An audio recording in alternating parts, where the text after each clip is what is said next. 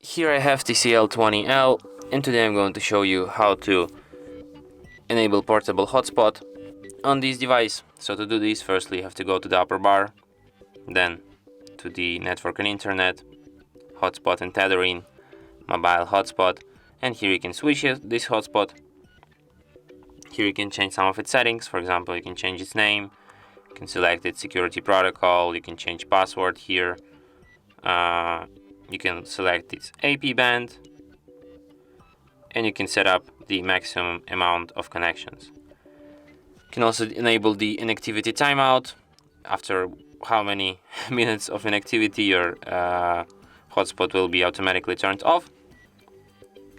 And you can also manage connected users here, but as you can see, nobody is connected to my hotspot. And you can also switch your hotspot here at the upper bar. And that's it. Thanks for watching. Please subscribe.